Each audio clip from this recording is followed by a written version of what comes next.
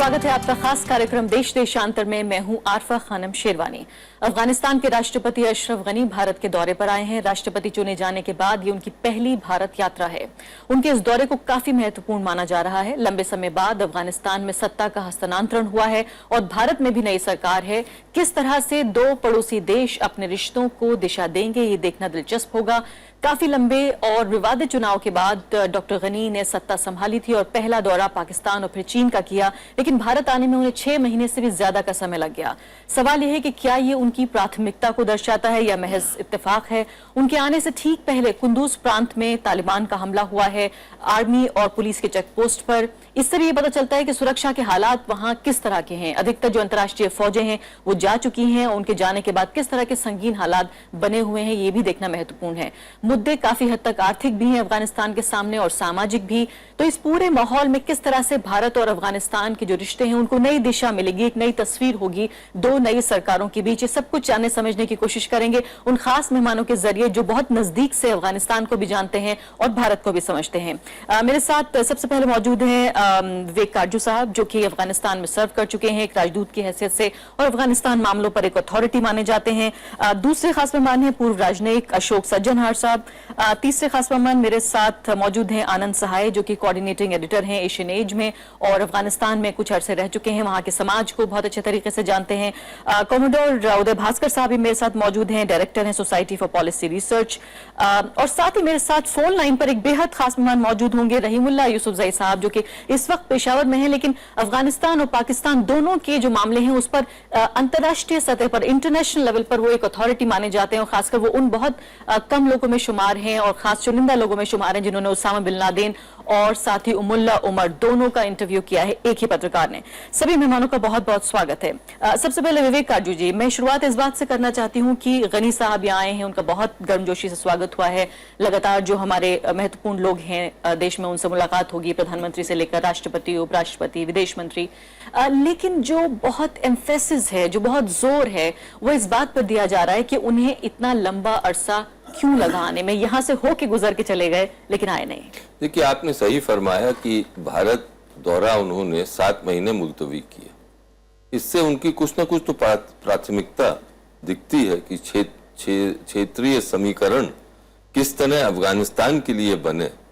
अब उसमें गनी साहब ने कारजाई साहब की नीतियों में तो बहुत तब्दीली की है। गनी साहब की ये सोच है कि भारत अफगानिस्तान के लिए वो इंपॉर्टेंस नहीं रखता है जो कि पाकिस्तान रखता है, ये साफ है। फिर उन्होंने यहां तक कहा है कि वो चाहते हैं कि भारत का रोल आर्थिक दृष्टि से तो हो अफगानिस्तान में, लेकिन सामरिक दृष्टि से, सिक्योरिटी व्यू पॉइंट से सीमित हो। अब इस सब को हम किस तरह इंटरप्रेट करें, ये है। मेरा तो ये मानना है कि उन्होंने पहले ही कह दिया था कि अगर अफगानिस्तान को केंद्र बिंदु माने और फिर 5 सर्किल, उसके कॉन्सेंट्रिक सर्किल ड्रॉ करें, तो उसमें पाकिस्तान पहली सर्किल में आता है, भारत चौथे सर्किल में आता है। इस बयान पर उन्होंने बाद में लेपापोती करने की कोशिश की, लेकिन बहुत ज़हीन है गनी साहब, बहुत पढ़े लिखे हैं, उनका इंटरनेशनल एक्सपोजर है। इसलिए मेरा ये मानना है कि गनी साहब की वर्ल्ड व्यू जो है वो उनके कारजाई साहब और जो अफगानिस्तान के नेता हैं उससे अलग है। वो नेता जो थे हमारे क्षेत्र में रूटेड थे, उनकी जड़ें यहाँ थी। चाहे उनकी पढ़ाई लिखाई से कारजाई साहब की पढ़ाई लिखाई तो यही हुई थी, भारत में हुई थी। अब और जितने वहां के हैं वो हमारे क्षेत्र के हैं। गनी साहब का जो इंटेलेक्चुअल एनवायरनमेंट एक रही है वो पाश्चात्य की रही है, वो गर्व की रही है, वो हमारी नहीं है। नहीं, एम्बेसी काटजू, मैं देख रही थी कि उसी दौरान जब ये इलेक्शन हुआ था, उन्होंने सत्ता संभाली थी, तब भी आपने 1-2 आर्टिकल्स मैंने आपके पढ़े और उसमें आपकी चिंता साफ नजर आ रही थी।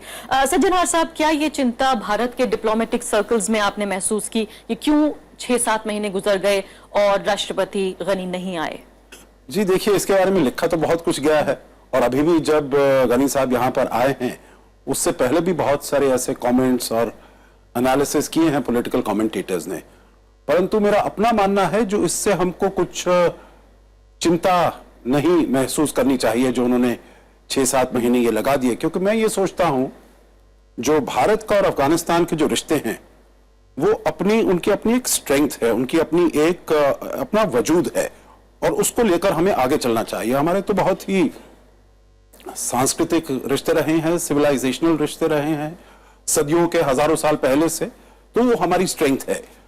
और ये जो 6-7 महीने हुए हैं, जैसा कि काजू साहब ने कहा, जो उन्होंने कहा है, जो पाकिस्तान हमको शांति बनाने में अफगानिस्तान में उसमें मदद कर सकता है, उसमें सहायता कर सकता है।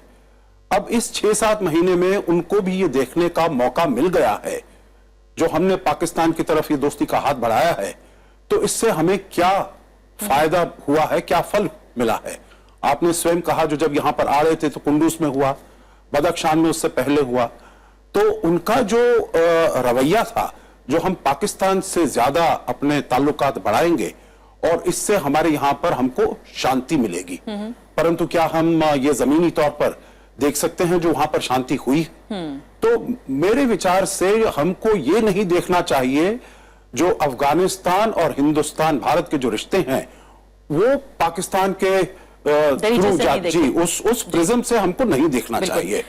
जी हाँ, आनंद साहब जी, ये बताइए कि कहा जाता है कि फॉरेन पॉलिसी जो है वो नेशनल इंटरेस्ट को देखते हुए ध्यान में रखी कर ही बनाई जाती है, तो राष्ट्रपति गनी का भी हम यही समझेंगे कि अगर वो पाकिस्तान पर ज्यादा जोर दे रहे हैं तो उसमें उनका राष्ट्रीय हित होगा। इसका कहने का ये मतलब नहीं है कि हामिद करजई साहब वो नहीं देख रहे थे, लेकिन इन बदलती हुई परिस्थितियों में जहां साफ तौर पर अगर हम ना भी कहना चाहें तब भी ये जाहिर हो रहा है कि पाकिस्तान उनकी प्राथमिकताओं में पहले से भी ज्यादा आ रहा है। भारत को किस तरह से रिएक्ट करना चाहिए? जो प्रतिक्रियाएं हम देख रहे हैं भारत में, क्या वो सही डायरेक्शन में है? देखिए, अव्वल तो भारत और अफगानिस्तान दोनों देश, उनके लोग और उनकी पॉलिटिकल क्लास जो है वो अकल से पसमंदा नहीं है, ठीक है ना।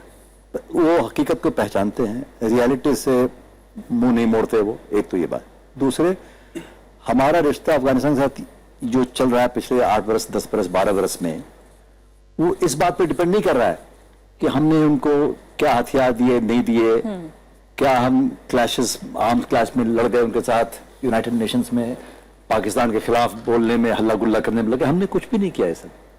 हम लोग साथ हैं क्योंकि उनका विजन जो है ऑफ ए डेमोक्रेटिक ऑर्डर, हालांकि एक गरीब मुल्क है जहां लड़ाई आज भी जारी है, बिल्कुल, डेमोक्रेसी को कायम करने की कोशिश करना कितना बड़ा काम हो सकता है, आप ये समझिए। लेकिन अभी वो लोग हिम्मत नहीं हारे हैं, और हम भी डेमोक्रेटिक देश है, डेवलपिंग कंट्री, इतना बड़ा देश, 1000 मिलियन से, मतलब 125 करोड़, 140, 30, 35 करोड़ का मुल्क है ये, और डेमोक्रेसी में हर परेशानी के बावजूद उसका दामन नहीं छोड़ा। 60-70 साल हो गए अंग्रेजों को गए हुए, वो एक उस तरह का देश है। तो उनके लिए अट्रैक्शन हम उस वजह से हैं।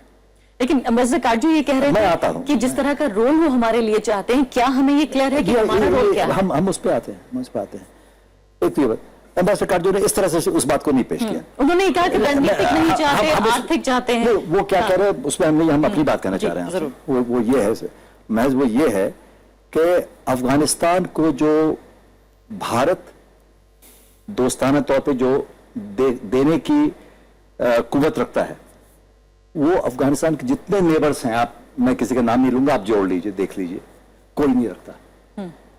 एक डेमोक्रेटिक ज़हनियत जो है उस पर वो चलना चाहते हैं। जब अमेरिकन आए नहीं थे तो अफगानिस्तान के लोगों ने उनको बुलाया दावत देके कि हमारा छुटकारा करवाइए कोई तरह से। वो आए, अमेरिकन जो हैं वो अपनी इंटरनेशनल पॉलिटिक्स में घूमते रहे। उन्होंने जो उनसे एक्सपेक्टेशन थी अफगानिस्तान के लोगों की, वो पूरी नहीं हुई, क्योंकि उनका पाकिस्तान का दामन अमेरिका आज से नहीं 50 साल से पकड़ा हुआ है। और कोई भी रियलिस्ट होगा फॉरेन अफेयर्स का, वो ये नहीं चाहे, वो ये ऐसा नहीं समझेगा कि अमेरिका जो है वो पाकिस्तान के साथ दोस्ती एक बैग छोड़ देगा अफगानिस्तान के उसमें आके। ये कतई अभी हमें तो लगता नहीं है। अमेरिकन जा रहे हैं, ठीक है, हमले हो रहे हैं, हमले पहले भी हो रहे थे। अमेरिकन जब थे 2005 और अर्ली 2006 के बाद हमला तेज होता चला गया। दुनिया की सबसे बड़ी ताकत, टेक्नोलॉजी, मिलिट्री, फाइनेंशियल, हर क्षेत्र में, साइंटिफिक, और कुछ नहीं कर सकी। पाकिस्तान को नकेल नहीं बांध सकी कि आप ये क्या करवा रहे हैं। हालांकि जब चाहा तब कर भी लिया इलेक्शन के दौरान। वो तो शुरू के इलेक्शन में एक बार नहीं, तब वो एक अलग बात थी। लेकिन पिछले 10-11 साल से क्या रिकॉर्ड रहा है, और आज जो है अमेरिकन विड्रॉ कर रहे हैं, मतलब कॉम्बैट मिशन उनका खत्म हो रहा है, 2000 10,000 रह सकते हैं, लेकिन पाकिस्तान के अफगानिस्तान के लोग जो हैं डेमोक्रेसी पर सहारा आज भी उनका है। वो तालिबान के साथ, चाहे प्रेसिडेंट गनी हो, इनके पहले प्रेसिडेंट करजाई साहब थे, जो पूरे क्लास, हर पार्टी के लोग, और पूरे अफगानिस्तान एक छोटा मोटा देश नहीं है, जी। हर हिस्से के लोग जो हैं, ये जो आइडियोलॉजी है, मैं किसी इंडिविजुअल की बात नहीं कर रहा हूं, एक आइडियोलॉजी, उस आइडियोलॉजी से निजात चाह रहे हैं। बिल्कुल। इसलिए हमारा जो है दोनों देश की जो लीडरशिप है वहां भी नया है, यहां भी नया है। हम इस बात को इंप्लीमेंट करने के लिए क्या जामा पॉलिसी का उड़ाना चाहते हैं, वो हमारे ऊपर उस बात पर डिस्कस मैं डिटेल में जाऊंगी और ये भी आपसे पूछूंगी कि क्या होना चाहिए। ये हमने एक बड़ी तस्वीर के तौर पर तो देख लिया कि किस तरह के संबंध होने चाहिए, लेकिन इससे पहले कि उदय भास्कर जी मैं आपकी तरफ आऊं, फोन लाइन पे चूंकि मेरे साथ मौजूद हैं फिलहाल रहीमुल्ला यूसुफजई साहब, हो सकता है कि लाइन पता नहीं कितनी देर तक हमारे साथ बनी रहे, उनसे मैं एक दो सवाल ले लेना चाहती हूँ। रहीमुल्ला यूसुफजई साहब ये बताइए कि फिलहाल हमने पिछले 10 सालों के दौरान देखा करजई साहब के पूरे जो उनका टेन्योर रहा कि कहीं ना कहीं हिंदुस्तान और पाकिस्तान के लिए अफगानिस्तान एक बैटलफील्ड जैसा नजर आया कि दोनों जो हैं वो अपना ज्यादा स्ट्रेटेजिक डेप्थ हासिल करना चाहते थे। पिछले 6 महीनों में क्या आपको लगता है कि पाकिस्तान ने ज्यादा कामयाबी हासिल की है? हमने देखा है कि न सिर्फ जो अफगानी फौजी हैं वो पाकिस्तान की जमीन पर गए ट्रेनिंग के लिए, बल्कि जो है वो पाकिस्तान ने भी ट्रेनिंग दी अफगानिस्तान की जमीन पर भी। दोनों तरफ से जो एक स्ट्रेटेजिक पार्टनरशिप जो नजर आ रही है पाकिस्तान और अफगानिस्तान के बीच, वो शायद उतनी नजदीकी से पहले नहीं थी। देखिए, ये तो हकीकत है कि पाकिस्तान और भारत दोनों ने अफगानिस्तान को अपने लिए एक मैदान जंग बना दिया है और इससे हमारी शायद तसल्ली हो रही है, लेकिन अफगानिस्तान के मसलों में इजाफा हो रहा है। अगर हम जितनी कम मुदाखलत करेंगे उतना अफगानिस्तान को फायदा होगा। हामिद करजई की जो पॉलिसी थी, अशरफ गनी ने उसको बदलने की कोशिश की है और इसीलिए वो पाकिस्तान के करीब आए। उनका ये ख्याल था कि पहले जो उनके हमसाया ममालिक हैं उनसे बात करनी चाहिए। पाकिस्तान और चीन से बात की, दोनों से मदद मांगी कि आप अफगानिस्तान का मसला हल करने के लिए मेरे साथ ताउन करें, और इसीलिए जो पाकिस्तान की शिकायत थी उसको दूर करने की कोशिश की। आपने कहा कि अफगान फौजी अफसर पाकिस्तान आए हैं, ये एक टोकन उन्होंने एक 6 लोग फिलहाल भिजवाए हैं पाकिस्तान मिलिट्री एकेडमी काकुल में, और एक अफगान ऑफिसर भिजवाया है स्टाफ कॉलेज क्वेटा में। तो ये लोग यहाँ पे तरबियत के लिए आए हैं और ये एक टोकन रिप्रेजेंटेशन है। हामिद करजई ने इनकार किया था 2011 से लेकर अब तक, लेकिन अशरफ गनी ने कहा कि नहीं, हम इसको चेंज करेंगे, और पहले वो पाकिस्तान आए, फिर चीन गए, अभी वो भारत गए हैं। तो उनका ये ख्याल था कि ये जो उनके हमसाया ममालिक हैं, खासतौर पे पाकिस्तान, ये उनका एक बड़ा अहम किरदार है अफगानिस्तान में अमन कायम करने के लिए और मुदाखलत न करने के लिए। तो अभी लगता ये है कि उनकी उम्मीदें फिलहाल पूरी नहीं हुई। मैं अभी काबुल से होके आ रहा हूँ पिछले हफ्ते, और वहाँ पे पाकिस्तान के हवाले से काफी मायूसी है। वो समझते हैं कि पाकिस्तान ने अभी तक तालिबान को नहीं मनाया, राजी नहीं किया कि वो बातचीत के लिए आए। उनका ख्याल था कि मार्च के पहले हफ्ते में बातचीत शुरू हो जाएगी, लेकिन ये अप्रैल खत्म होने को आ रहा है और बातचीत शुरू नहीं हुई। अगर ये मायूसी बढ़ती है तो फिर लगता यह है कि पाकिस्तान और अफगानिस्तान के ताल्लुकात में जो बेहतरी हुई है फिर ये नहीं होगी और फिर वो पुरानी सूरत हाल सामने आएगी। लेकिन रहीमुल्लाह साहब, लगातार जिस तरह के हालात पिछले सालों में रहे हैं, कहीं ना कहीं जो पब्लिक ओपिनियन है अफगानिस्तान में वो पाकिस्तान और पाकिस्तान की जो गवर्नमेंट है उसके खिलाफ जाता हुआ लगता है। देखिए, पब्लिक ओपिनियन वहाँ पे जो शहरी इलाके हैं, अर्बन एरियाज, वहाँ तो पाकिस्तान के बहुत खिलाफ है, और खासतौर पे जो नॉन पश्तून एरियाज हैं वहाँ पे पाकिस्तान की मुखालफत ज्यादा है। लेकिन जो रूरल एरियाज हैं, पश्तून इलाके हैं, वहाँ पे मुखालफत कुछ कम है। और मसला अब ये है कि पाकिस्तान के तालिबान जो है वो अफगानिस्तान में है, वहां से वो हमले करते हैं पाकिस्तान में, और जो अफगान तालिबान है वो पाकिस्तान में बैठे हुए हैं और यहाँ से वो अफगानिस्तान में हमले करते हैं। अब दोनों ने इनको रोकना है। अगर वो नहीं रोकेंगे तो ये हमले भी होंगे, ताल्लुकात भी बेहतर नहीं होंगे। और इसीलिए कोशिश हो रही है कि जो पॉलिसी थी उसमें तब्दीली लाई जाए। रहीमुल्लाह साहब, मैं जानती हूँ कि ये मामला बहुत कॉम्प्लेक्स है और इसमें अफगानिस्तान और पाकिस्तान की अगर हम बात करें तो शायद बहुत वक्त गुजर जाएगा, लेकिन अगर मैं हिंदुस्तान के नजरिए से देखने की कोशिश करूं तो सार्क समिट के दौरान ही पिछले नवंबर में ही गनी साहब ने भरे मंच से ये कहा था कि वो प्रॉक्सी वॉर का मैदान नहीं बनने देंगे अफगानिस्तान को। आपको लगता है क्या वो अपनी प्रॉमिस पर पूरे उतर रहे हैं या नहीं लगता? देखिए, पहले हमने देखना यह है कि गनी सरकार की कैपेसिटी कितनी है, क्या उनकी जो सेना है वो इतनी मजबूत है कि वो सारे अफगानिस्तान के अंदर अपना कंट्रोल कायम कर सके, वहाँ पे जो तालिबान के इलाके हैं वहाँ का कंट्रोल हासिल करे। मैं प्रॉक्सी वॉर हिंदुस्तान और पाकिस्तान की बात कर रही थी जी, और पाकिस्तान के भी अपने इलाके ऐसे हैं जहाँ पे इनका मुकम्मल कंट्रोल नहीं है। अभी ये मिलिट्री ऑपरेशन हो रहे हैं वजीरिस्तान वगैरह में, कोशिश हो रही है कि सारे इलाके को कंट्रोल किया जाए। तो दोनों बॉर्डर एरियाज में ऐसे इलाके हैं जहाँ पे स्टेट का मुकम्मल कंट्रोल नहीं है और इसीलिए ये मसले पैदा हो रहे हैं। पॉलिसी में कोई मेरे ख्याल में मेजर चेंज फिलहाल नहीं आया, ना अफगानिस्तान में न पाकिस्तान में, और तब्दीली लाने के लिए कोशिश हो रही है लेकिन इसमें वक्त लगेगा। मेरे ख्याल में अफगानिस्तान को तवक्को थी और बहुत तवक्कुआत थी कि पाकिस्तान अफगान तालिबान को मजबूर करेगा, बातचीत करवाएगा और अफगानिस्तान का मसला हल हो जाएगा, लेकिन ऐसा नहीं हो रहा। तालिबान पाकिस्तान की हर बात को नहीं मानते। रहीमुल्लाह साहब, मैं गुजारिश करूंगी आप फोन लाइन पे बने रहे। मैं दूसरे पैनलिस्ट की तरफ भी जाना चाहती हूँ। कॉमरेड उदय भास्कर जी, ये बताइए कि फिलहाल मसले कई हैं। अगर हामिद करजई सरकार के दौरान हम देखें, जो हथियारों की लगातार बात होती रही, हालांकि आखिर में आके हमने ये देखा भी उनकी सरकार के आखिरी दिनों में कि रूस तक पता चला था कि यहाँ से पैसा तक पहुंच चुका है, हथियार आने ही वाले हैं, लेकिन उसके बाद जिस तरह का रवैया राष्ट्रपति गनी का रहा, किस तरह से आप देखते हैं आखिर किस तरह का रोल अफगानिस्तान मौजूदा हालात में, बदलते राजनीतिक हालात में, बदलती प्राथमिकताओं में आप किस तरह का देख रहे हैं?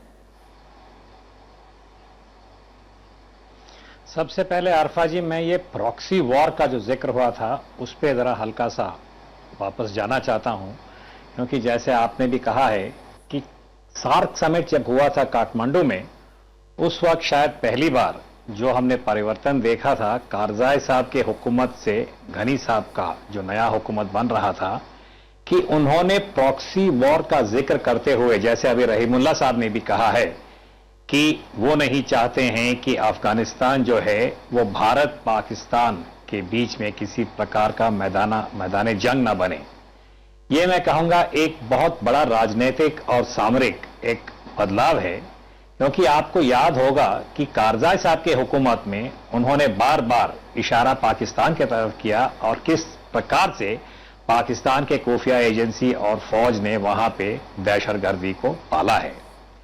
ये एक नई प्रकार की हमदर्दी हम देख रहे हैं घनी साहब के हुकूमत में, कि आते ही उन्होंने एक प्रकार से प्रॉक्सी वॉर का जिक्र सार्क के समिट में काठमांडू में करते हुए उस मंच पे उसने उसको एक प्रकार से एक्सेप्ट किया है कि भारत का भी जो भूमिका है अफगानिस्तान में वो पाकिस्तान के जैसे है। वो मैं कहूंगा कि एक प्रकार से बेबुनियादी है और उससे शायद हम आगे बढ़ सकते हैं कि शायद उन्होंने एक अपनी ही राजनीतिक असेसमेंट में इस निष्कर्ष पे पहुंचे हैं कि पाकिस्तान और खास रावलपिंडी के साथ उनको पहले अपनी एक प्रकार से भागीदारी बनानी है। इसलिए ये भी काफी एक दिलचस्पी की बात है कि जब वो पाकिस्तान के अपने यात्रा पे गए थे, सबसे पहले गए थे रावलपिंडी और वहां पे वो जनरल राहील शरीफ जो पाकिस्तान के फौज के अध्यक्ष हैं उनसे मिले। तो उधर से अभी अगर हम दिल्ली की यात्रा की बात करें जी, भारत और अफगानिस्तान के बीच में मैं कहूंगा एक काफी बड़ा पैमाना है। उसमें राजनीतिक मुद्दे भी हैं, आर्थिक भी हैं, सैनिक और सामरिक भी हैं। और हालांकि कई प्रकार का पहल यूपीए 2 सरकार के समय पे भी हुआ था, वो एक प्रकार से पूरे नहीं हो पाए जब कारजाई साहब कुर्सी में थे। और अभी हाल में ही घनी साहब के यहां आने से पहले भारत ने अपने वो 3 हेलीकॉप्टर जो है हमने अप्रैल 9-10 तारीख को यानी कि 2 हफ्ते पहले हमने अफगानिस्तान के पायलट्स को और उनके मिलिट्री को दे दिया है। तो शायद ये एक नया ढांचा धीरे धीरे बन रहा है कि भारत और पाकिस्तान के बीच, भारत और अफगानिस्तान के बीच में इस प्रकार की अभी जो कोऑपरेशन की बात है वो बढ़ सकता है। और बार बार वापस पाकिस्तान की जो भूमिका है उसके ऊपर मैं समझता हूं बातचीत होगा जी। और अभी फिलहाल ये जो कनेक्टिविटी की बात चल रही है कि अफगानिस्तान के जो सामान और व्यापार पाकिस्तान के बॉर्डर तक अगर आ सकता है ट्रक के माध्यम या रोड कनेक्टिविटी से, जी, जी, जी। और वापस अगर भारत के जो ट्रेड और कॉमर्स है उसी गाड़ियों में अगर वापस अफगानिस्तान की तरफ जा सकता है तो मैं समझता हूं उससे जी। अफगानिस्तान के बिल्कुल। नागरिकों के लिए मैं वापस एक बहुत आती बड़ा हूँ आपकी फायदा तरफ। होगा। इसी जो आप मुद्दा और कह रहे हैं बाद इसी में को मैं कई उठाना चाह रही प्रकार थी के और जी भी हाँ, इसी मुद्दे मुद्दे को मैं उठाना चाहती थी। मिस्टर काटजू, ये शायद मोटर व्हीकल पैक्ट का ही जिक्र हो रहा है कि किस तरह से अफगानिस्तान तक पहुंचने के लिए कैसे पाकिस्तान का इस्तेमाल करके पूरे सेंट्रल एशिया का दरवाजा भारत के लिए खुल सकता है, जिसमें ताजिकिस्तान भी महत्वपूर्ण है कि वहां तक जाएंगे। किस तरह से आप इसे होता हुआ या नहीं होता हुआ देखते हैं, क्योंकि सार्क में तो हमने देखा था कि पूरी की पूरी बातचीत जो है वो रुक गई थी सिर्फ इसी मुद्दे पर। देखिए, अगर हम काल्पनिक दुनिया में रहना चाहें तो वो अपनी जगह, वास्तविकता और हकीकत की बुनियाद ये है कि पाकिस्तानी जनरल कभी भी हमको जमीनी रास्ते से वाघा बॉर्डर से पाकिस्तानी पंजाब के जरिए अफगानिस्तान में प्रवेश नहीं होने दें। ये हम बात मान के चलें। रहीमुल्ला यूसुफ जाई साहब भी इस पर अपना कमेंट दे दें तो लेकिन अच्छा है। इससे तो काफी हमारे कारोबारी रिश्ते भी बहुत प्रभावित हो रहे हैं दूसरे ये देशों तो के साथ, न हो सिर्फ रहे पाकिस्तान हैं और और अफगानिस्तान। इस हकीकत को हमें मान के चलना चाहिए। हमें काल्पनिक दुनिया में नहीं रहना चाहिए। Facts of life. देखिए, असल चीज क्या है? असल चीज यह है कि हमें क्या पाकिस्तान के जरिए की खिलाफत में क्या अफगानिस्तान के प्रयोग की जरूरत है? नहीं। हम बड़े मुल्क हैं, हमें वो जरूरत नहीं है। ये पाकिस्तान को गलत फहमी है कि हमने अफगानिस्तान की सरजमी का इस्तेमाल किया है उनके खिलाफ। हमें जरूरत ही नहीं। उनका नजरिया है, उनका नजरिया है, बेबुनियादी है, लेकिन ये नजरिया है। यहाँ तक कहा गया कि 2 दर्जन कॉन्सुलेट्स जो हैं वो अरे भाई, 2 दर्जन क्या, वो तो भारत के 2 दर्जन मुशर्रफ साहब ने कॉन्सुलेट्स, कहा हाँ, था। जी। लेकिन हाँ, ये जरूर है, इसमें कोई छुपी बात नहीं है कि अफगानिस्तान के लोग जो हैं वो अगर बताते हैं कि और अपना रवैया बताते हैं पाकिस्तान के लिए, तो हमारे जो डिप्लोमेट्स हैं वो सुनते हैं। मैं वहां राजदूत था, वो बातचीत करते थे, मैं सुनता था, उस पर टिप्पणी नहीं करता था। पहली चीज। दूसरी चीज, समय मेरे पास बहुत, हाँ, बस एक शब्द और, जी, हम सबसे कम ही हम बोले हैं। सामरिक दृष्टि से अगर आप देखिए तो हमारे हित जरूर हैं अफगानिस्तान में, और गनी साहब और कोई भी अफगानिस्तान का हुक्मरान हो उसको ये मालूम होना चाहिए कि भारत के सामरिक हित हैं और भारत उन सामरिक हितों की रक्षा करना जानता है, और रक्षा करने की अगर मजबूरी हुई तो वो करेगा, बिल्कुल, चाहे वो किसी सर्कल में भारत को डाल दे। बिल्कुल। आनंद साहब जी, 2011 में स्ट्रेटेजिक पार्टनरशिप होने के बावजूद, अग्रीमेंट होने के बावजूद भी अफगानिस्तान के साथ जिस तरह का रोल अफगानिस्तान की नई सरकार देख रही है, क्या वो भारत के साथ सिंक में है, जो भारत का आइडिया अफगानिस्तान के साथ है?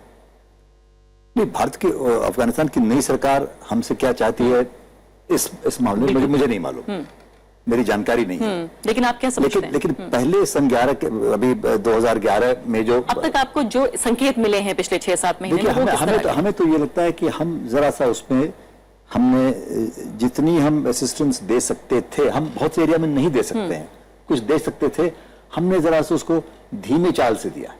ठीक है ना? आप डेवलपमेंट वर्क की बात कर रहे हैं? नहीं, मैं मिलिट्री असिस्टेंस की बात कर रहा हूं। जो करज़ई साहब कई बार हमारे पास उन्होंने अपनी बात खासकर हथियारों की अगर स्पेसिफिक बात कर लें तो बार बार कहते रहे वो। लेकिन हमने उस पर ढील दी, क्योंकि हम ये चाहते थे जो अमेरिकन को घबराहट थी हम ये करेंगे तो पाकिस्तान क्या करे, वो पाकिस्तान फैक्टर को लेके वो सारी घबराहट थी।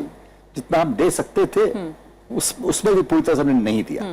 ठीक है, हमें लगता है कि वो जो नीति जो है, अब ये हम तो हमेशा हमारी सोच ये रही और सही रही है सोच कि हम वही चीज अफगानिस्तान को देंगे जो अफगानिस्तान हमसे मांगे चाहता है। हम जबरदस्ती कोई थोपने वाले नहीं हैं। बिल्कुल। ठीक है, लेकिन जो विवेक काटजू कह रहे थे अभी थोड़ी देर पहले, मैं उनसे एकदम एग्री करता हूं ये कि लैंड रूट खुल जाएगा और ये होगा, नहीं होगा। ये सब फैक्ट्स ऑफ लाइफ कहीं और है, क्योंकि पाकिस्तान की जो आइडियोलॉजी है, वहां की मिलिट्री की आइडियोलॉजी बात कर रहा हूं, पिछले 60 साल से कंसिस्टेंट रही है। ठीक है ना? उसके दूसरे आयाम भी हैं जिसमें अभी जाने की कोई जरूरत नहीं है, लेकिन हमें लगता है कि अफगानिस्तान में वो लोग जो समझते हैं कि पाकिस्तान और अपना अफगानिस्तान पाकिस्तान का वो हो जाएगा, सारे रिश्ते फिर से दोबारा वो बहाल हो जाएंगे, शांतिपूर्ण रहेगा, शांतिपूर्ण नहीं, शांतिपूर्ण कभी नहीं था उनका, कभी नहीं था। रहीमुल्लाह साहब, इस बात का जवाब आप जल्दी से अगर दें कि वाकई जो यहाँ पर एक ओपिनियन उभर रहा है कि अगर ये समझा जा रहा है तो भी एक तरह की खाम ख्याली है कि शायद पाकिस्तान एक्सेस देगा अपने दरवाजे से अफगानिस्तान तक। देखिए, अभी मैंने पहले जिक्र किया, अफगानिस्तान के जो ताजिर हैं और जो उनकी सरकार है वो भी ये मुतालबा करते हैं, यानी भारत अगर नहीं भी करता तो अफगानिस्तान के लोग चाहते हैं, उनके जो ताजिर हैं वो चाहते हैं कि ये रास्ता मिलना चाहिए। और जो आपने बात की आप लोगों ने कि जब अफगानिस्तान के ट्रक वाघा तक, अटारी तक पहुंचते हैं तो फिर वो चाहते हैं कि जो भारत से चीजें आ रही हैं उसी को लेके वापस वो अफगानिस्तान जाएं, लेकिन पाकिस्तान ने इसको नहीं माना। और मेरे ख्याल में भारत को एहसास है कि ऐसा नहीं होगा, इसलिए भारत ने फिर चाबहार के सी पोर्ट को डेवलप किया। इसीलिए फिर उन्होंने वो सड़क बनाई चाबहार से जाहिदान तक और फिर अफगानिस्तान का जो इलाका है वहां तक। तो शायद उनको पता है कि ऐसा नहीं होगा, पाकिस्तान के रास्ते तिजारत माफी चाहती हूँ, मुझे यही खत्म करना होगा। सज्जन जी, क्या आपको लगता है वाकई ऐसे दौर में जबकि अर्थव्यवस्था सब कुछ राजनीति तय कर रही है पूरी दुनिया में, क्या ये बहुत लंबे समय तक रुकावट बनी रहेगी, फिर भी मिलिट्री की बात चलेगी पाकिस्तान में? जी देखिए, जहां तक मसला है, जैसे बातचीत हो रही है, जो अगर हमें पाकिस्तान से कनेक्टिविटी मिलेगी या ट्रांजिट रूट मिलेगा, तो मुझे नहीं लगता जो ये हमें जल्दी से मिल पाएगा। हमें कोशिशें तो अपनी जारी रखनी चाहिए, परंतु हमको ज्यादा तवज्जो देनी चाहिए चाबहार को डेवलप करने में। अब इसको भी करीब काफी अरसा हो गया है, वक्त लग गया बहुत। जी, उसमें भी बहुत अरसा पहले से हो गया है। और उसके बाद जब हमने ये अनाउंस भी किया, ये घोषणा भी की जो हम चाबहार में आ रहे हैं और $85 मिलियन हम इन्वेस्ट करके उसको अपग्रेड करेंगे, उसके बाद भी कुछ काम नहीं हुआ। तो हमको वहां पर ज्यादा सीरियसली लेना पड़ेगा, ज्यादा प्रोएक्टिवली वहां पर काम करना पड़ेगा। कमांडर उदय भास्कर, आखिरी सवाल आपसे कि जो रणनीति भारतीय सरकार की पिछले दिनों में रही, पिछले 10-15 सालों में या तालिबान के फॉल के बाद, अब दोबारा नया पन्ना जब पलटा है अफगानिस्तान में, तो हमारी रणनीति में किस तरह के 3 ऐसे बदलाव आपको लगते हैं जो रिवील हो रहे हैं, जो होने चाहिए? नई सरकार यहां भी, नई सरकार वहां भी। देखिए, नया सरकार काबुल में भी है, नया सरकार दिल्ली में भी है, साथ साथ जो क्षेत्रीय माहौल है उसमें भी एक बहुत भारी परिवर्तन हो रहा है। जैसे पहले कहा गया है कि अमेरिका और पश्चिमी फौज वहां से हट रहा है और चीन का एक नया भूमिका है पूरे क्षेत्र में। अभी जो चीन ने अपना एक नया बेल्ट और रोड की जो इनिशिएटिव या पहल की बात की है, उसमें पूरा क्षेत्र का एक प्रकार से वो एक आर्थिक और कनेक्टिविटी बदलाव लाने की कोशिश में है। और जब भारत अपनी रणनीति और अपनी जो सामरिक वहां का असेसमेंट है उसका जब हम समीक्षा करेंगे, इन सब चीजों को हमें मद्देनजर रखना होगा। और हल्का सा मैं वापस ये कनेक्टिविटी वाली बात पे आना चाहता हूं। जी, जल्दी से। मैं ये इशारा दे रहा था कि जितना गनी साहब अभी पाकिस्तान के साथ वो बातचीत में हैं और उनकी भागीदारी को उन्होंने अहमियत दिया है, जहां तक अफगान के नागरिक हैं उनकी जो हित है और उनको मान लीजिए दवाई से लेके आटा और चीनी तक, अगर वो व्यापार की तरफ देख रहे हैं तो उनके लिए जो सबसे बड़ा जो ऑप्शन या विकल्प वो भारत के साथ है। और अगर अफगानिस्तान से ट्रक जो भरे हुए उनके फल हो या जो भी और प्रोड्यूस हो वाघा तक आके अगर वो खाली लौट के जाते हैं तो शायद उससे हमें इशारा मिल जाएगा कि अफगानिस्तान और पाकिस्तान के बीच में जो अभी नया भागीदारी की बात चल रहा है कि उसकी क्या विश्वसनीयता है। बहुत बहुत शुक्रिया आपका कमांडर उदय भास्कर। समय बिल्कुल समाप्त हो चुका है, माफी चाहती हूँ, मुझे कार्यक्रम यहाँ खत्म करना होगा। एम्बेसडर काटजू आपका, आनंद सहाय जी और सज्जन हार जी आपका शुक्रिया, और साथ ही रहीमुल्लाह यूसुफ जाई साहब भी हमारे साथ फोन लाइन पर मौजूद थे। तो भारत सबसे महत्वपूर्ण काम कर रहा है शायद अफगानिस्तान में, इन तमाम बहसों के बावजूद भी, जो शायद एक टूटे हुए, बिखरे हुए, जंग से पूरी तरह से निचड़े हुए मुल्क के लिए सबसे महत्वपूर्ण है वो है कि आम जनता, आम अफगानी को वहां पर छूना। जितना बड़ा विकास का कार्यक्रम वहां पर हो रहा है और उम्मीद की जा सकती है कि जब पब्लिक ओपिनियन एक बार अगर वो उसका विकास होता है तो शायद राजनीति को भी उसके आगे झुकना होता है। इसी के साथ अभी के लिए इतना ही, नमस्कार।